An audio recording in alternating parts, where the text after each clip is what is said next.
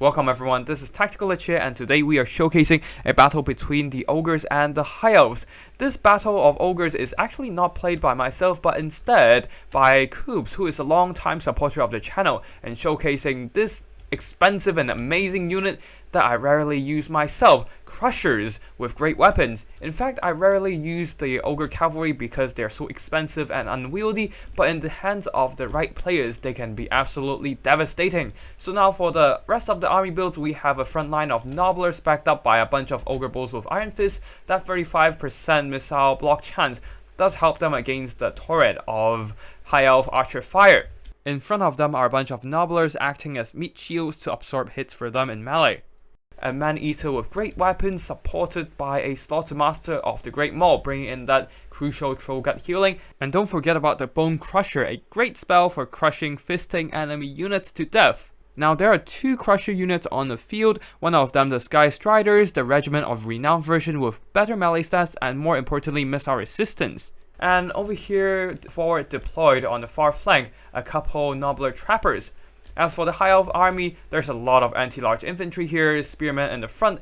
On the flanks, Sylvan Guard going for a tougher defense on the side. At the back, a whole lot of Loafen Sea Guard providing anti-large melee power and, more importantly, volleys of arrows ready to shoot down lightly armored ogres. At the far back, Keepers of the Flame protecting some Eagle Claw Bolt throwers. Now in the forest hiding away, we have a Mage of Life supporting a whole bunch of Fireborn and also Imrik. And yeah, that's basically it for the army builds. I don't usually use Ogre Cavalry myself, so I'm quite excited to see how Coops will be using them. And without further ado, let's go into the battle itself.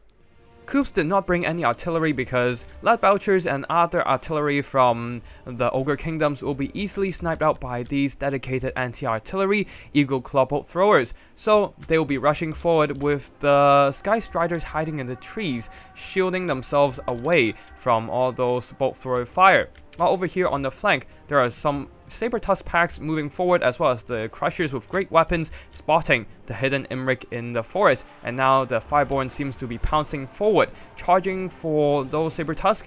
But this might be a massive mistake, as there will be a follow-up from the Crushers with great weapons. Their anti-large armor piercing will destroy these Fireborn, while the Fireborn, due to their lack of armor piercing, even with their anti-large, would not be doing a lot of damage to the Crushers. Lord of Dragons is dropped onto these Crushers, but they will still be holding in this battle with their heavy armor and just dishing out the pain, especially when some Man-Eaters are coming to follow up, threatening to envelope these Fireborn with a devastating charge if they do not extract themselves in time, which seems to be exactly what's happening. A heal is going down into this blob, going into one of the units, the Crushers. It seems the Troll Guts coming from the Slaughtermaster, while in the front line all these Ogre infantry seems to be folding in a combination of spears poking them with anti-large damage and a crossfire from all these Loafen Sea Guard and also the Eagle Claw Bolt thrower, which is not exactly unexpected since the Ogre infantry do have low leadership. Now over here, the Sky Striders pushing forward, and they seem to be slamming into enemy units with a nice rear charge, while over here, the Dragon Princes are already devastated by the combination of Crushers with great weapons and Man-Eaters with great weapons. The High Elves did retaliate with a Dwellers Below, doing some nice damage to the Man-Eaters and Crushers, but now that Imrik is surrounded, unable to escape, he will be chomped and munched by these hungry Ogres. Now with the Staunch line of spears occupied in the front, the Nobbler Trappers are able to flank around, even almost able to get into the Eagle Claw Bolt throwers, while the Sky Striders will be using their mass advantage. Unlike most other cavalry, they do have that mass and size to push straight through any infantry defenses. So Elven infantry, being a lightweight even amongst other infantry, would not be able to stop them at all. And the Crushers are free to bulldoze their way through enemy lines and ram into any units they want. The elite Keepers of the Flame are desperately trying to keep up with them, but unfortunately, with the Sky Striders unable to be bogged down by infantry from the High Elf side due to their lack of mass, the Keepers do not have any way to catch up onto Sky Striders as they just push through and go for another unit. This time, this poor Mage of Life will be quickly surrounded and beaten down by all those anti-large attacks. Now at the back there, we have some Sylvan Guard fending off these Nobbler Trappers, who actually managed to get onto the Eagle Claw Bolt thrower crew with the flanking attack, while the front line, all these spears are still pinned in by the Nobblers. who are just so sticky with their numbers and HP, unable to be cleaned up quickly by the anti-large spears. So that actually gave the Nobblers at the back an opening to tie down the Eagle Claw Bolt Thrower crew, actually silencing the artillery fire, while the Sylvan Guard can't rout them off fast enough. There are some Ogre units regrouping from rout and will be quickly charging into battle, but will be showered by all those Lofen Sea God fire once again, and quickly routing once again as well. In the forest, Man-Eaters with great weapons and Slaughtermaster are just regrouping as they have finished off Imrik, while the Sylvan Guard are still pinned in by the Nobblers. Keepers of the Flame, struggling to catch up with the Sky Striders, will be going back into the middle engagement, try to chop down some regrouped Ogre Bulls. But here comes more Ogre Bulls to rear charge them, while the Sky Striders will be maneuvering to a more favorable position.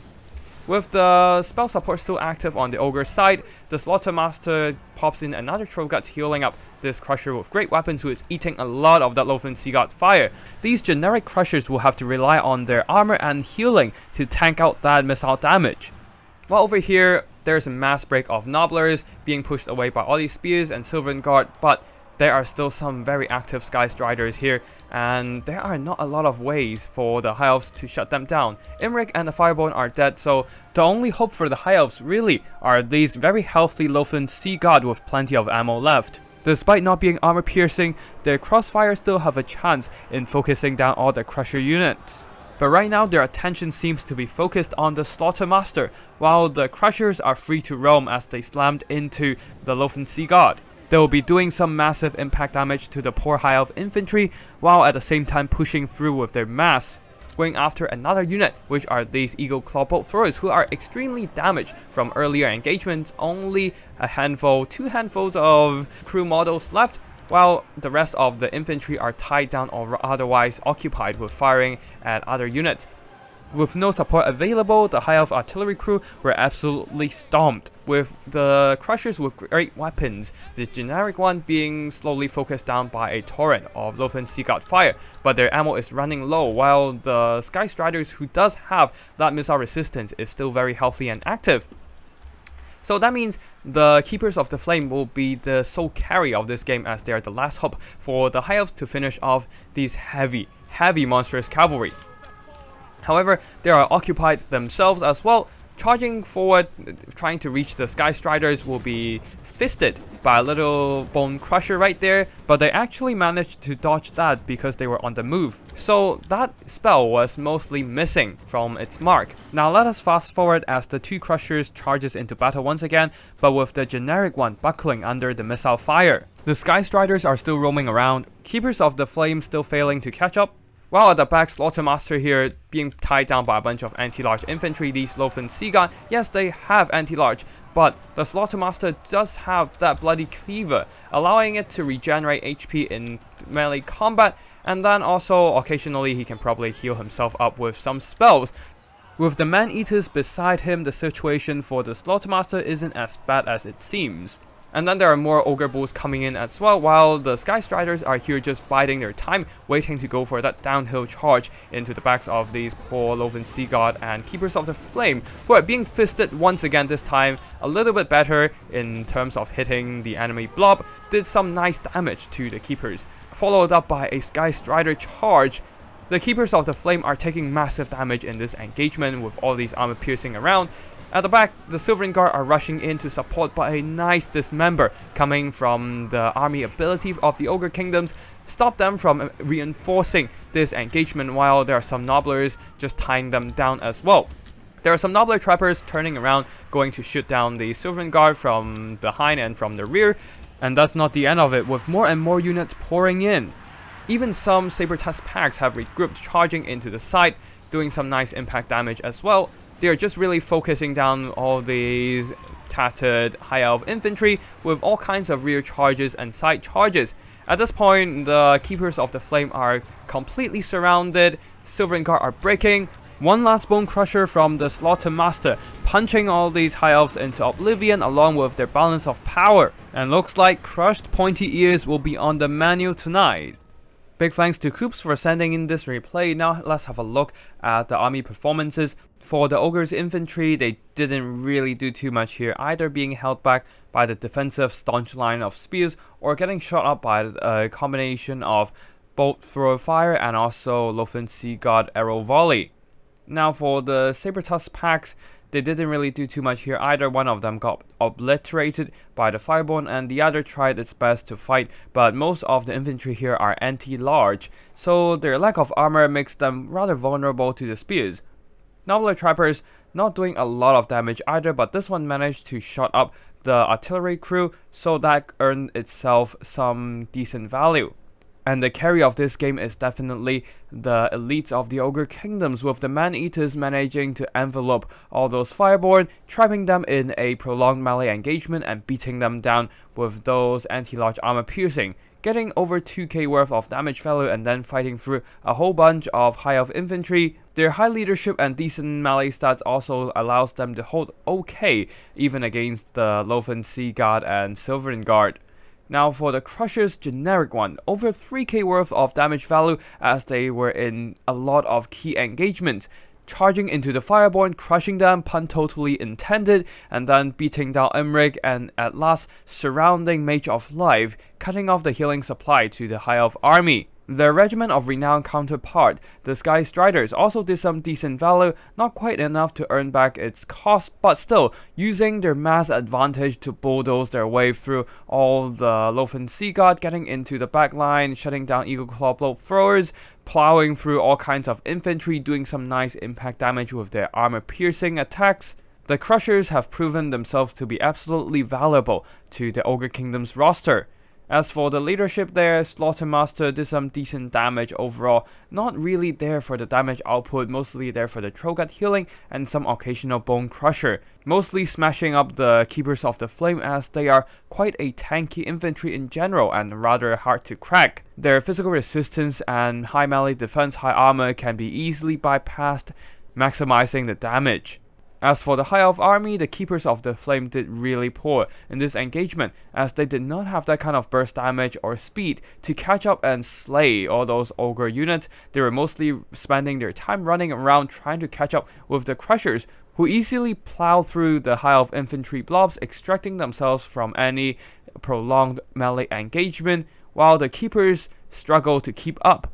Though the High Elf infantry, the Silverin Guard, did really well, using their anti-large attacks to poke down any kind of Ogre units, mostly fighting back the Nobblers, Ogre Bulls, and also some of the Nobbler Trappers. The other also got some nice kills, not earning back its value though, while the Flimsy really dishing out the pain with those arrows crossfire. They might not have the most armor piercing, but those accumulated damage is still a substantial amount able to shoot down at least one of the Crusher units. Eagle Claw Bolt Thrower, being a rather cheap artillery, actually managed to earn back its value by shooting up a whole bunch of expensive Ogre targets, while the regular spears also earned back their value. Imrig though, unfortunately, getting surrounded by anti-large armor-piercing units, including Man-Eaters and the Crushers with great weapons. Unfortunately, he staggered bloody off the stage early, while the Fireborn absolutely destroyed by all kinds of anti-large armor-piercing units, and the Mage of Life got a single Dwellers Below onto some blobbed Crushers with great weapons and Man-Eaters, but overall not a lot of damage done, and also minimal healing from the High Elf army. Anyways, that's it for today's battle. I hope you enjoyed, and if you do, remember to hit the like and subscribe to get notified when I upload new videos. They'll be covering wild army builds, battle replays like this one, and also tips and strategies for Total Warhammer multiplayer. And if you have any replays that you want to showcase yourself, feel free to drop by my Discord or send me an email with the replay file attached. I'll be sure to check them out. And yeah, that's it for today. Thank you for watching, and I'll see you in the next one. Tactical Lich, signing out.